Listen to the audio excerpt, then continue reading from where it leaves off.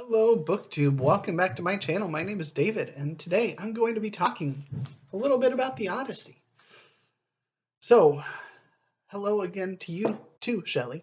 If you don't know Shelley, this is Shelley Swearingen, who is my wonderful co-host for the Eclectic Book Club, which is where we are reading the Odyssey together as a group. This is the third monthly pick out of our book club. Previous selections, we started with Fahrenheit 451 in November, was an absolute delight to revisit, and I believe everybody enjoyed it, whether it was their first time or a revisit of it.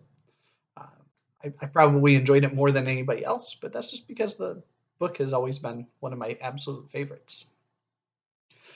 Then we read the Iliad by Homer last month in December, and this month we are rolling into the Odyssey by Homer. And I wanted to kick off our month of making weekly videos. Shelley and I typically will each make a video each week.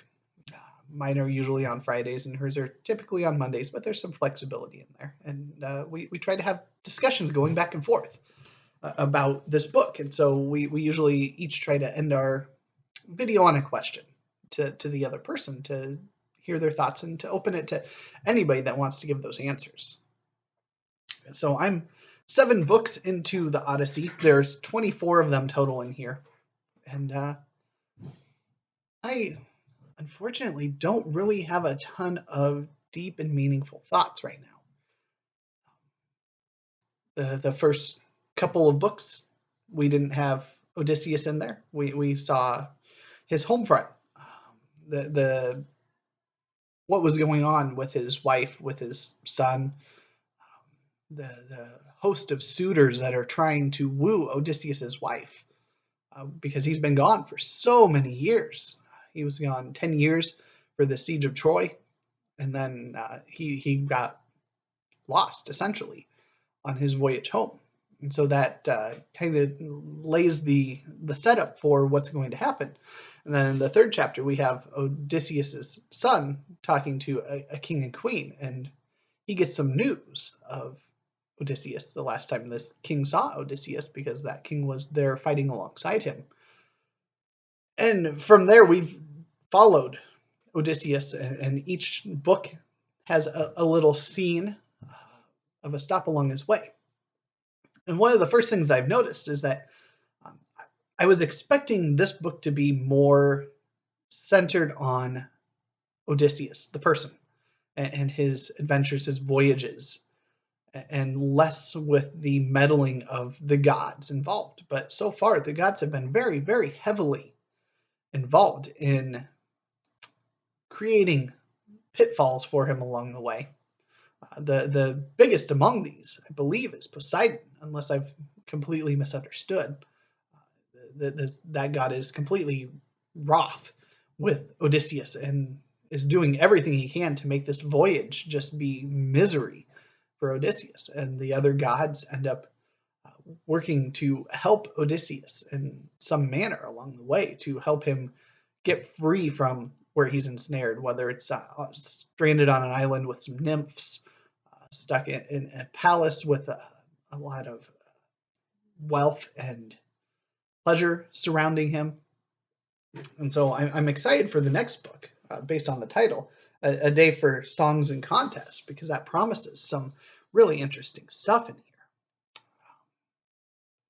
And so I'm reading the Fagles translation. It's the one I had, and I think my reaction to the translation is about the same as it was with the Iliad, which I read the Fagles translation, and that it's a fine translation. It's not memorable at all.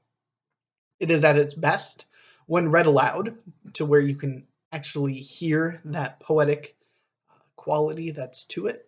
But what I miss, and it's what I'm always going to miss, is that there's absolutely nothing besides the text until you get to the very end. There's some notes on translation, but they don't even mention during the text that there's a note to go reference. So I've never understood that, the reason to put the endnotes, and especially if it's just, okay, well, now I know, okay, book 19, line 407, okay, there's a note here. I'd have to go through and start back here and maybe do a highlighting of the lines within the text so that I know that there's something to reference. And that baffles me why they would do that.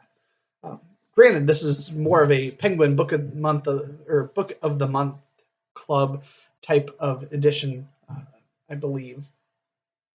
And so the idea isn't to have it be any sort of a scholarly or annotated reference. But I mean, even other books, I've never understood that decision. Put them as footnotes and then let the reader decide whether or not they want to read them or just ignore them. I'm sure there's probably a reason why a publisher would decide not to, other than the distraction, the disruption of flow. Maybe it's harder to lay the book out. It takes more work and more monetary effort to do it that way. So, like I said, I don't have a ton of really deep thoughts. I'm enjoying this a lot more than the Iliad. The Iliad was a fine read for me. It didn't blow me away. It wasn't amazing. And that might have been from the translation. It might have been trying to cram through that all in a month and try to keep a pace that wasn't too bad. I mean, it was a very reasonable pace. Anywhere from 15 to 40, I think, at its highest, pages a day. But I'm finding this one to be a lot easier. It's got a lot shorter chapters. It's got a lot more relatable content so far, because we are seeing more personal things going on rather than big battles and clashing of armies and sailing of ships with big long lists of kings and what all they were bringing alongside or what their nations were known for and all of that. So my question to you, Shelley, and to anybody else that wants to chime in would be, how do you feel about how this book opens up? As I pointed out, the first couple chapters don't even talk about Odysseus. It focuses on his family and the situation going on at home. And that runs a risk in today's readership of making somebody maybe just put it down before they even get to the meat of the Odyssey, because it feels a little disjointed from the story itself. It absolutely has a great relevance, and it's going to come full circle, I would hope, by the end of this. But it's an interesting choice to start with that, to open the scene with Odysseus's wife and all the suitors and his son, rather than his voyage coming home and then have that be the reveal at the end. So what was your reaction to starting out with that, and your reaction to the home front situation that Odysseus's wife is handling, and both her and her son's reaction to the suitors and how they have handled those things? I would love to know. Thank you for watching, and I look forward to having hopefully a more meaningful and longer discussion next week.